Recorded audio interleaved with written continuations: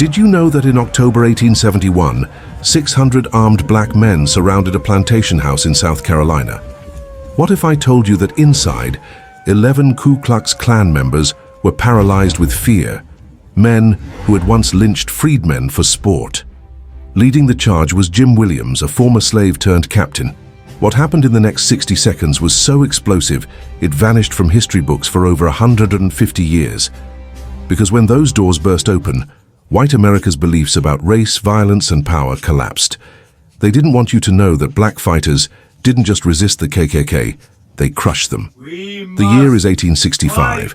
The Civil War has ended, and 4 million black Americans are officially free. But freedom on paper means little when you're surrounded by people who've long viewed you as property. Across the defeated Confederacy, white supremacists refuse to accept their loss. Unable to legally re-enslave black citizens, they resort to terror. In Tennessee, ex-Confederate soldiers form a covert group bent on reviving white dominance through violence. They name themselves the Ku Klux Klan, and within months, their influence spreads across the South like wildfire. Their tactics are viciously straightforward. They ride under the cover of darkness, faces masked by white hoods, targeting symbols of black liberation. A freedman who dares to vote. His home is torched. A black leader who speaks for his people. He's pulled from bed and lynched. A black family trying to own land. They're beaten until they agree to keep laboring for their old enslavers. In South Carolina alone, historians estimate that the Klan murdered hundreds of black Americans in just 2 years. Local sheriffs turned a blind eye. State courts refused to prosecute. For black communities, protection was nowhere to be found. But here's the part they don't teach in school. Black Americans didn't just suffer in silence, they organized, they planned, and in several southern states, they did the one thing white supremacists feared most. They built their own militias. These weren't rogue mobs or vigilantes. They were official state militia units, legally sanctioned and led by black officers. In South Carolina, where black voters had helped elect a Republican governor, the state militia was majority black by 1870. Men like Jim Williams, Robert Smalls, and Prince Rivers weren't just handed rifles. They were granted military rank, command authority, and the legal power to arrest domestic terrorists. Think about that. Men who had been enslaved just 5 years earlier were now captains and lieutenants leading armed units. They trained in formation. They wore uniforms. They had the support of the state. And at first, the federal government too. For the first time since being brought to America in chains, black communities had organized military strength, and white supremacists completely lost it. Southern newspapers spiraled into panic. They printed racist cartoons portraying black soldiers as armed savages. Headlines shrieked about Negro rule and warned of black militias plotting to slaughter white families in their sleep. Former Confederate officers insisted that arming black men would spark a race war and plunge the South into chaos. But the truth, as always, was simpler and far less sensational. Black militiamen weren't plotting revenge or racial violence. They were doing what militias are meant to do, defending their communities from terrorist threats. When the Klan rode into counties with strong black militia presence, they didn't find easy targets. They ran into organized resistance. The federal government, under President Ulysses Grant, had a decision to make. To his credit, Grant saw the situation clearly. He had fought to end slavery, and he wasn't about to let former Confederates reclaim power through terror. In 1871, he took a bold step. He asked Congress to pass the Ku Klux Klan Act, granting him authority to suspend habeas corpus and send federal troops after domestic terrorists. Congress agreed, and Grant acted fast. He declared martial law in 9 South Carolina counties and deployed the army. But here's the detail history tends to erase. Those federal troops didn't act alone. They worked side by side with black militia units, recognizing them as legitimate military partners. For a brief, extraordinary moment, the U.S. government supported armed black resistance against white supremacy. Think about how radical that was. Men who had once been whipped for trying to read were now collaborating with federal officers to arrest their former enslavers. Black captains were questioning Confederate veterans about their crimes. The entire racial order of the South was being flipped at gunpoint, and it was completely legal. White supremacists had built their power on the belief that black people would always be vulnerable, that violence would only flow one way. The existence of organized armed state-sanctioned black military units shattered the myth of black defenselessness. October 1871, York County, South Carolina. Tensions have reached a boiling point.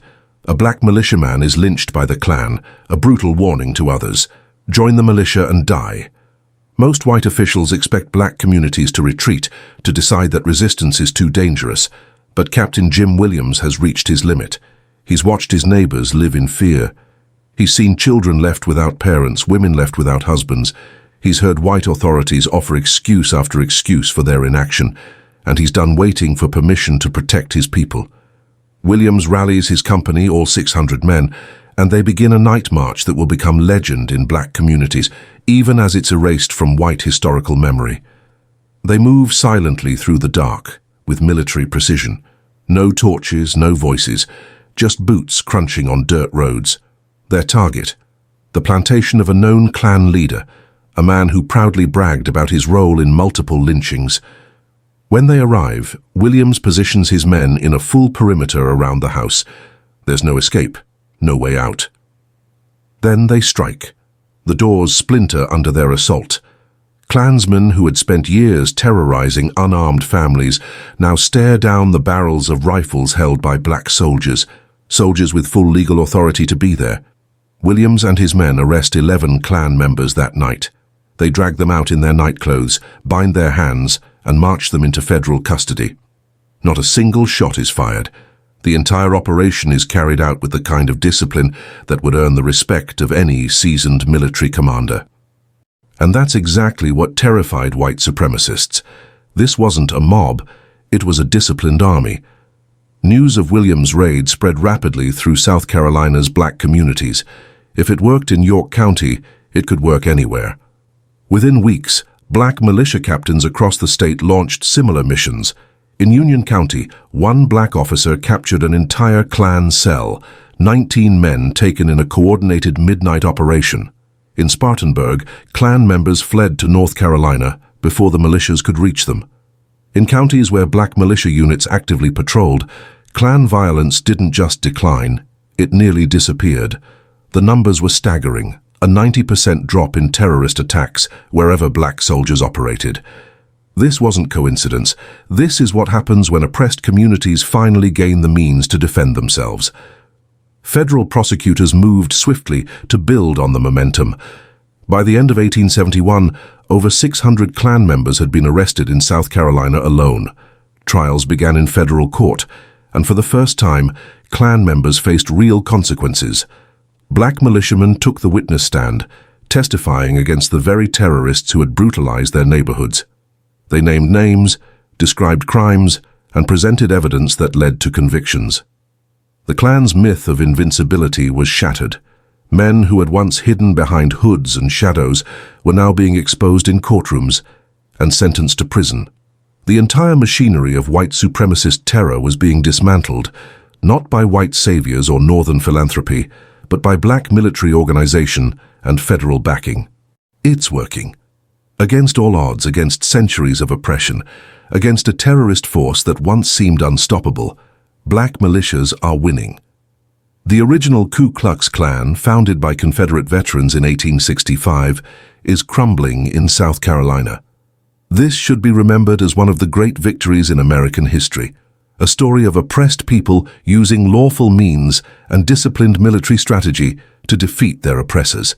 It should be taught in every classroom, honored in every textbook, but that's not what happens. Northern whites are watching this unfold, and many are growing uneasy. They see newspaper sketches of black soldiers with rifles arresting white men. They read reports of black captains interrogating Confederate veterans. They realize that armed, organized black communities represent a seismic shift in power, and some don't like it. Northern industrialists worry about labor uprisings if black workers embrace armed resistance. Northern Democrats see a chance to win back Southern votes by abandoning Reconstruction. Even some Northern Republicans decide that preserving white supremacy, just in a softer form, is better than true black equality. So the support vanishes. Federal troops are pulled out. Funding for black militias dries up. White supremacist redeemer governments begin winning elections through fraud and violence. And once in power, they target black militias with ruthless precision. Weapons are seized, units are disbanded, black officers are arrested on fabricated charges of insurrection, the same accusations once used against Nat Turner and Denmark Vesey. The message is unmistakable. Black self-defense becomes illegal the moment it proves effective. Captain Jim Williams, the man who showed that organized black resistance could defeat the Klan, is assassinated by white supremacists in 1872. His killers are never charged. They never stand trial. They walk free, shielded by the very legal system Williams had used to arrest Klan members just months earlier. It's a lynching, plain and brutal, and it sends a chilling message to every black leader in the South. This is what happens when you win. Then comes the final insult, the one that lingers for over a century. Historians erase the entire story. Textbooks claim Reconstruction failed because black people weren't ready for freedom, because they were too uneducated to govern themselves.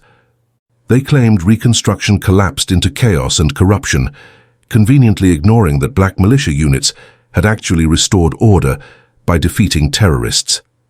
They wrote about the tragedy of Reconstruction without ever naming the real tragedy, the federal government's betrayal of black communities, leaving them vulnerable to white supremacist violence.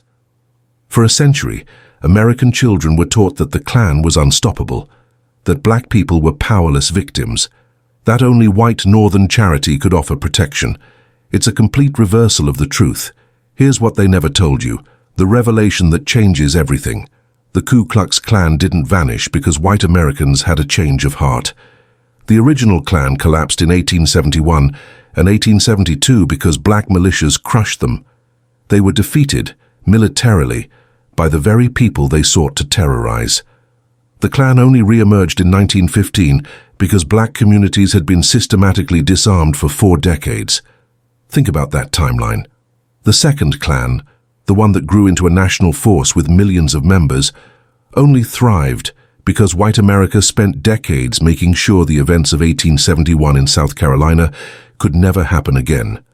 Every gun control law passed in the South after Reconstruction had one goal: to keep black communities unarmed. Every restriction on assembly, every ban on black organizations, every legal obstacle to self-defense, all of it stemmed from the fear white supremacists felt when they saw black soldiers win. The entire system of Jim Crow violence was built on one thing: black vulnerability. Lynchings could only happen in places where black people had been stripped of their weapons, their organization, and their right to fight back. This isn't just history, it's a reckoning. The story of Captain Jim Williams and the black militia companies isn't a footnote, it's a blueprint. A reminder that justice doesn't trickle down. It's built from the ground up by those willing to fight for it. For too long these victories were buried, erased not because they lacked significance, but because they challenged the very foundation of white supremacy. But now we remember. We reclaim.